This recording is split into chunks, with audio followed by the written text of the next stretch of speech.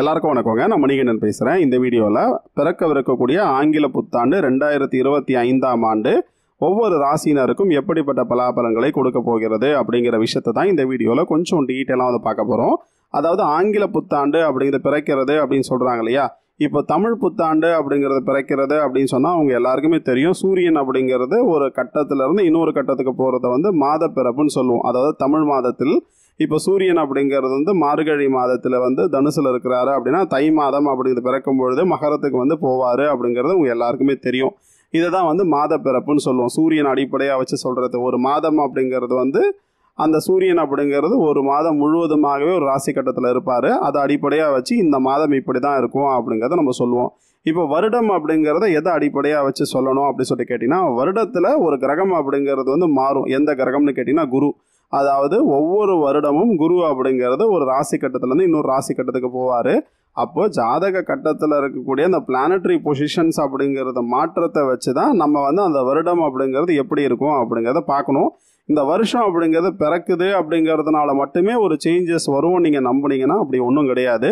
இந்த வருஷத்தில் இந்த கிரகம் இந்த இடத்துல இருந்து இந்த இடத்துக்கு போகும் பொழுது உங்களுக்கு அந்த தசாபுத்தி நடந்துட்டு இருக்கு. கோச்சாரத்துலேயும் இந்த கிரகம் அப்படிங்கிறது மாறி இருக்குன்னா மட்டும்தான் உங்களுக்கு வந்து சில சேஞ்சஸ் அப்படி விஷயம் உங்களுக்கு நடக்கும். அப்படி இல்லாமல் உங்களுக்கு ஒரு சேஞ்சஸ் அப்படி விஷயம் நடக்கவே நடக்காது அப்படிங்கிறத மட்டும் முதல்ல புரிஞ்சுக்குங்க. இந்த மாதிரி நம்ம பண்ணுற வீடியோஸை நீங்கள் ரெகுலராக பார்க்கணும் அப்படின்னு விருப்பப்பட்டீங்க அப்படின்னா நம்ம சேனலை சப்ஸ்கிரைப் பண்ணிவிட்டு பக்கத்தில் இருக்கக்கூடிய பெல் ஐக்கானையும் கிளிக் பண்ணிக்கோங்க. நம்ம பண்ணுற வீடியோஸ் ரெகுலராக உங்களுக்கு நோட்டிஃபிகேஷன்ஸில் வரும். இந்த வீடியோ சம்மந்தமாக ஏதாவது சந்தேகம் இருந்தால் தாராளமாக இந்த வீடியோக்கு கீழே கமெண்ட்ஸில் எனக்கு கேளுங்க. கட்டாயம் அதற்குண்டான கிளாரிஃபிகேஷன்ஸ் அப்படிங்கிறது இந்த வீடியோக்கு கீழே கமெண்ட்ஸ்லாம் உங்களுக்கு கொடுக்குறேன். சரி, இந்த புத்தாண்டு பலன் அப்படிங்கிறது நம்ம எப்படி பார்க்க போகிறோம் அப்படின்னு சொல்லிட்டு கேட்டிங்கன்னா, அதாவது 3 மண்டலம் அப்படிங்கிற விஷயம் இருக்குது. உங்கள் எல்லாருக்குமே தெரியும். மேஷ மண்டலம், சிம்ம மண்டலம், தனுசு மண்டலம்னு சொல்லிட்டு 3 மண்டலமாக பிரித்து ஒவ்வொரு மண்டலத்திற்கும் மேஷம், ரிஷபம், மிதுனம், கடகம் அப்படிங்கிறது வந்து மேஷ மண்டலம், சிம்மம், கன்னி, துலாம், விருச்சகம் அப்படிங்கிறது வந்து சிம்ம மண்டலம், தனுசு, மகரம், கும்பம், மீனம் அப்படிங்கிறது தனுசு மண்டலம். அப்படிங்கிற ஒவ்வொரு ராசிக்கும் இந்த புத்தாண்டு அப்படிங்கிற விஷயம் எப்படி இருக்கும், முதல்ல உங்களுக்கு நடக்கக்கூடிய தசாபுத்தி அப்படிங்கிறதையும் நீங்கள் பார்த்துக்கணும். இந்த கோச்சாரத்தில் நடக்கக்கூடிய நிகழ்வுகள் அப்படிங்கிறதையும் நீங்கள் பார்த்துக்கணும். இதை ரெண்டுத்தையும் கம்பேர் பண்ணி தான் உங்களுக்கு பலன் அப்படிங்கிறது எடுக்கணுமே தவிர பொதுப்படையாக வந்து 2025 ஆண்டு பிறந்துருச்சு உடனே வந்து எனக்கு சேஞ்சஸ் வரும் அப்படின்னு நீங்கள் நம்பிட்டே இருந்தீங்கன்னா கட்டாயம் அப்படி கிடையவே கிடையாது. சரி, அடுத்து சிம்ம மண்டலத்தை எடுத்துக்கிட்டிங்கன்னா, சிம்ம மண்டலத்தில் இருக்கக்கூடிய 4 ராசி என்னன்னு கேட்டால் சிம்ம ராசி, கன்னி ராசி, துலா ராசி, விருச்சக ராசி. இந்த 4 ராசியில் முதன்மையான ராசி என்னன்னு கேட்டிங்கன்னா சிம்ம ராசி தான் முதன்மையான ராசி. சிம்ம ராசியில் 3 நட்சத்திரம் இருக்குது. அந்த 3 நட்சத்திரம் என்னன்னு கேட்டிங்கன்னா மக நட்சத்திரம், பூர நட்சத்திரம், உத்திர நட்சத்திரம். இந்த நட்சத்திரத்தில் தான் நீங்கள் பிறந்திருப்பீங்க இல்லையா.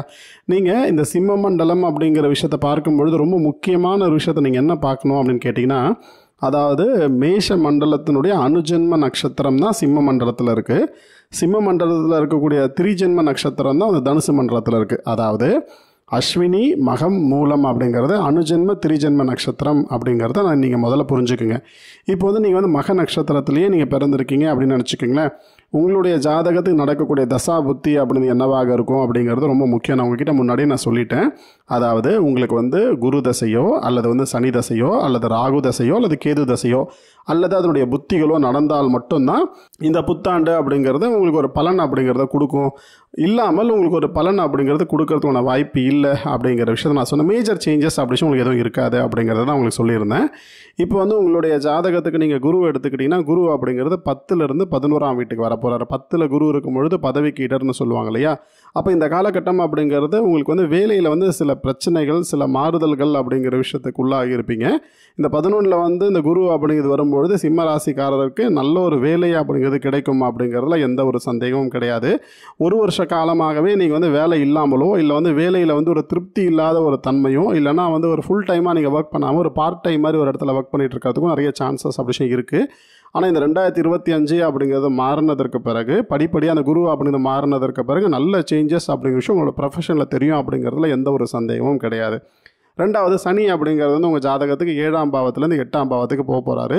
7ஆம் பாவத்தோடு அந்த சனி தொடர்பு அப்படின்னு இருந்தாலே குடும்பத்தோடு வந்து இருக்கக்கூடிய அந்த ரிலேஷன்ஷிப் அப்படிங்கிறதுல நிறைய சிக்கல்கள், நிறைய பிரச்சனைகள் அப்படி வரும். அதாவது குடும்பத்தோடு இருக்கக்கூடிய, அதாவது கணவன் மனைவிக்கிடையே நிறைய கருத்து வேறுபாடுகள் அப்படி வரும்.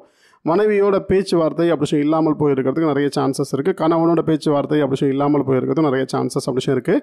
இப்போ 8ஆம் இடத்துக்கு சனி அப்படி மாறும்பொழுது அஷ்டமத்தில் இருக்கிறார் சனி. அப்போ அஷ்டமத்தில் இருக்கக்கூடிய சனி அப்படிங்கிறது உங்களுடைய பர்சனல் லைஃப் அப்படிங்கிற விஷயத்தை காட்டிலும் உங்களோட ப்ரொஃபஷனல் லைஃப்பில் அதிகமான ஒரு கவனத்தை வந்து செலுத்த போகிறது அப்படிங்கிறத நீங்கள் புரிஞ்சுக்கலாம். ராகு அப்படிங்கிறது கூட 8லேருந்து இப்போ 7ஆம் பாவத்துக்கு வரப்போகிறாரு அப்படிங்கிறதுனால நீங்கள் வந்து உங்கள் குடும்பத்தை விட்டு கொஞ்சம் தூரமாக போயிருக்கிறதுக்கு நிறைய சான்சஸ் அப்படி உங்களுடைய ஜாதகத்துக்கு இருக்கும். அதாவது இந்த 2025ஆம் ஆண்டு உங்களுடைய ப்ரொஃபஷனல் லைஃப் அப்படிங்கிறத நீங்கள் கான்சன்ட்ரேட் பண்ணிங்கன்னா உங்களால் ஒரு நெக்ஸ்ட் லெவலுக்கு வருவதற்கான வாய்ப்பு அப்படிச்சும் கட்டாயம் இருக்குது அப்படிங்கிறத சொல்லலாம். உங்களோட இன்ட்யூஷன்ஸ் அப்படிங்கிற விஷயம் என்ன சொல்லுது அப்படிங்கிறத மட்டும் கரெக்டாக ஃபாலோ பண்ணுங்கள். ஏன் அப்படி சொல்கிறேன்னா, உங்கள் ஜாதகத்தை பொறுத்த வரைக்கும் உங்களோட இன்ட்யூஷன்ஸ் அப்படி உங்களுக்கு ரொம்ப நல்லாவே ஒர்க் ஆகும். அந்த இன்ட்யூஷன்ஸ் வந்து நீங்கள் கரெக்டாக ஃபாலோ பண்ணாலே போதும். உங்கள் லைஃப்பில் நல்ல ஒரு மாற்றம், நல்ல ஒரு முன்னேற்றம் அப்படிங்கிற விஷயம் வரும் அப்படிங்கிறதுல எந்த சந்தேகமும் கிடையாது. அடுத்து கன்னி ராசிக்காரரை பொறுத்த வரைக்கும் கன்னி ராசிக்காரங்களுக்கு வந்து பார்த்திங்கன்னா 3 நட்சத்திரம் அப்படின்னு உத்திர நட்சத்திரம், ஹஸ்த நட்சத்திரம், சித்திரை நட்சத்திரம்.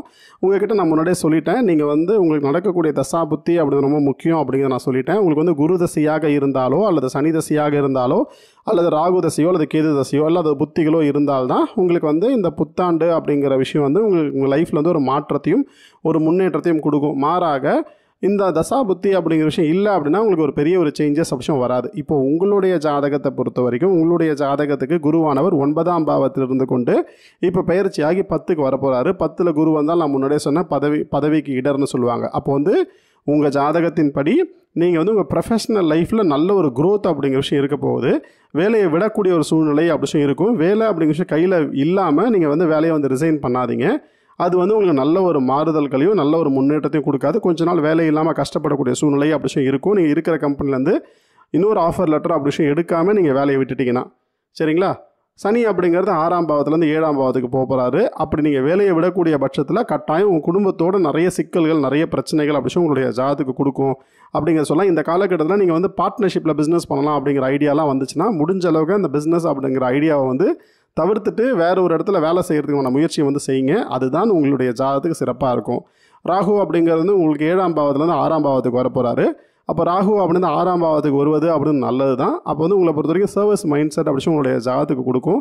சர்வீஸ் ரிலேட்டடான செக்டார்லையோ சர்வீஸ் ரிலேட்டடான ஃபீல்டுலையோ நீங்கள் போகிறதுக்கு நிறைய வாய்ப்பு, நிறைய ஒரு முயற்சி அப்படிங்கிற விஷயம் நீங்கள் செய்வீங்க. அது வந்து உங்களுக்கு சாதகமாகவே இருக்கும் அப்படிங்கிற சொல்லலாம். உங்களை பொறுத்த வரைக்கும் உங்களுக்கு தூக்கம் அப்படி உங்களுக்கு கெடும். அதாவது உங்களோட ராசியில் ஜென்மத்திலேயே இருந்த கேது பகவான் பயிற்சியாகி 12ஆம் இடத்துக்கு போவார். அப்போ 12ஆம் இடத்துக்கு போகும்பொழுது எதுனாலையும் ஒரு பெரிய ஒரு பற்று, பெரிய ஒரு பிடிப்பு அப்படி விஷயம் இல்லாத ஒரு தன்மை வந்து உங்களுடைய ஜாதத்துக்கு கொடுக்கும். ஒரு விரக்தி தன்மை அப்படி விஷயத்தை உங்களுடைய ஜாதத்துக்கு அதிகமாகவே கொடுக்கும். முடிஞ்ச அளவுக்கு வந்து நீங்கள் லோன்லியாக இருக்கிறத மட்டும் நீங்கள் அவாய்ட் பண்ணிக்கோங்க. உங்களுக்கு பிடித்த நண்பர்களோடு நீங்கள் டைம் ஸ்பெண்ட் பண்ணுங்கள். அது உங்களுடைய ஜாதகத்துக்கு நல்ல ஒரு சேஞ்சஸாகவே இருக்கும் அப்படின்னு சொல்லலாம். நீங்கள் லோன்லியாக இருந்தீங்கன்னா ரொம்ப மென்டல் ப்ரெஷர் அப்படிங்கிற விஷயத்தை உங்களுடைய ஜாதகத்துக்கு இந்த குருவும் சனியும் மாறினதற்கு பிறகு கிடைக்கும். குறிப்பாக இந்த ராகு கேது அப்படிங்கிற மாறினதற்கு பிறகு, அதாவது செகண்ட் ஆஃப் அப்படிங்கிற வருஷத்தோட செகண்ட் ஆஃப் அப்படி ஜூன் ஜூலைக்கு பிறகு ஒரு பெரிய ஒரு இன்னல்கள் அப்படிங்கிற விஷயத்தை உங்களுடைய ஜாதத்துக்கு மென்டலி வந்து கொடுக்கும். Physically if you are fit அப்படிங்கிறது இருந்தாலும் கூட மென்டலி ஒரு ஆப்சென்ட் அப்படிங்கிற மாதிரி மைண்ட் செட் அப்படி வரும். அப்படிங்கிற காரணத்தினால கொஞ்சம் வந்து கேர்ஃபுல்லாக இருக்கிறது நல்லது. துலாம் ராசிக்காரரை பொறுத்த வரைக்கும் துலாம் ராசியில் இருக்கக்கூடிய 3 நட்சத்திரம் என்னென்னு பார்த்தீங்கன்னா சித்திரை நட்சத்திரம், சுவாதி நட்சத்திரம், விசாக நட்சத்திரம். உங்களுக்கு நடக்கக்கூடிய தசை அப்படி குரு தசையாகவோ அல்லது சனி தசையாகவோ அல்லது வந்து ராகு தசை இல்லை கேது தசையாக இருந்தது அப்படின்னா உங்கள் ஜாதகத்தை பொறுத்தவரைக்கும் இந்த காலகட்டம் நல்ல ஒரு யோகமான ஒரு காலகட்டம்னு சொல்லலாம். நீங்கள் நினச்சது வந்து கை கூடுவதற்கு நிறைய சான்சஸ் இருக்குது. குரு அப்படிங்கிறது உங்களுக்கு 8லேருந்து 9ஆம் பாவத்துக்கு போக போகிறாரு. அப்போ குரு பார்வை அப்படிங்கிறது உங்களோட ராசிக்கு கிடைக்கும். குரு பார்வைங்கிறது உங்கள் ராசிக்கு கிடைச்சாலே நீங்கள் எந்த செயல் அப்படிங்கிற விஷயம் நீங்கள் செய்யணும்னு நினைக்கிறீங்களோ அந்த செயலை வந்து ரொம்ப முழுமையாக உங்களால் செய்ய முடியும். ஆனால் என்ன ஒன்று, உங்களுக்கு நேரம் அப்படிங்கிறது பத்தாது. 24 மணி நேரம் போதாது, ஒரு 30 மணி நேரம் இருந்தால் நல்லாயிருக்கும் அப்படிங்கிற எண்ணம் உங்களுக்கு வரும். அதே போல் குடும்பத்தில் வந்து ஒரு சந்தோஷம் அப்படி இருக்கும். ஃபினான்ஷியலாக வந்து நல்லா இருப்பீங்க.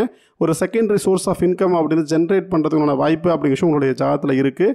அந்த இன்கம் அப்படிங்கிறது உங்களுடைய ஜாதகம் ஒரு லாங் லாஸ்டிங்காக இருக்கும் அப்படிங்கிறத சொல்ல முடியும். அதே போல் உங்களுடைய ஜாதகத்தில் வந்து பார்த்திங்கன்னா சனி அப்படிங்கிறது 5லேருந்து 6ஆம் இடத்துக்கு போவார். சர்வீஸ் பண்ணணும் அப்படிங்கிற எண்ணமும் வரும். சர்வீஸ் ரிலேட்டடான ஃபீல்டு அப்படிங்கிற விஷயத்தை நீங்கள் சூஸ் பண்ணுவீங்க. அதாவது நீங்கள் சம்பாதிக்கிறதுல சில விஷயங்கள் வந்து தான தர்மம் அப்படி விஷயம் செய்யணும் அப்படிங்கிற எண்ணமும் உங்களுடைய ஜாதகத்துக்கு வரும். ராகு அப்படிங்கிறது 6ஆம் பாவத்துலேருந்து 5ஆம் பாவத்துக்கு வரக்கூடிய காரணத்தினால உங்களோட ஹெல்த் அப்படிங்கிறத குறிப்பாக வந்து ஸ்டமக் ரிலேட்டடான ப்ராப்ளம் வருவதற்கு நிறைய சான்சஸ் இருக்குது. உங்கள் ஹெல்த்தை வந்து கொஞ்சம் ஜாக்கிரதையாக வந்து பார்த்துங்க. 11ஆம் பாவத்தோடு அந்த கேது தொடர்பு அப்படி பெறுவதனால உங்களோட நண்பர்கள் வட்டாரத்தையும் கொஞ்சம் கவனிச்சுக்கிறது நல்லது. அதாவது உங்கள் ப்ரொஃபஷனலில் இருக்கக்கூடிய நபர் உங்கள் நண்பராக இருக்கக்கூடாது, உங்கள் நண்பர் அப்படிங்கிறது உங்கள் ப்ரொஃபஷனில் இருக்கக்கூடாது. புரியுதுங்களா? இந்த ரெண்டுத்துக்கும் டிஃப்ரென்ஸ் அப்படி இருக்குது. அந்த டிஃப்ரென்ஸ் அப்படிங்கிறத நீங்கள் புரிஞ்சு நீங்கள் நடந்துக்கிட்டிங்கன்னா அது உங்கள் வாழ்க்கையில் ஒரு நல்ல ஒரு சேஞ்ச் அப்படி விஷயத்துக்கு இருக்கும். அப்படி இல்லைன்னா அது உங்களுக்கு மனக்கசப்புகள் அப்படி விஷயம் கொடுக்கறதுக்கு நிறைய சான்சஸ் அப்படி இருக்குது அப்படிங்கிறத சொல்லலாம். அடுத்து வந்து விருச்சக ராசி. விருச்சக ராசியில் இருக்கக்கூடிய 3 நட்சத்திரம் என்னென்னு கேட்டால் விசாக நட்சத்திரம், அனுஷ நட்சத்திரம், கேட்ட நட்சத்திரம். உங்களுக்கு நடக்கக்கூடிய தசை அப்படிங்கிறது வந்து பார்த்தீங்கன்னா மோஸ்ட்லி வந்து பார்த்தீங்கன்னா சுக்கிர தசையாக இருக்கிறதுக்கு நிறைய சான்சஸ் இருக்குது. அதாவது குரு தசையோ சனி தசையோ அல்லது ராகு கேதுடைய தசாபுத்தி இருக்கிறத விட உங்கள் ஜாதகத்தை பொறுத்தவரைக்கும் இந்த காலகட்டத்தில் இந்த மாதிரி தசாபுத்திகள் வருவதற்கான வாய்ப்புகள் ரொம்ப குறைவு தான். புத்தி அப்படிங்கிறதுனா வருவதற்கு சான்சஸ் இருக்குது. இது வரைக்கும் 7ஆம் பாவத்தில் இருந்த குரு பகவான் பயிற்சியாகி 8ல் போகிறாரு.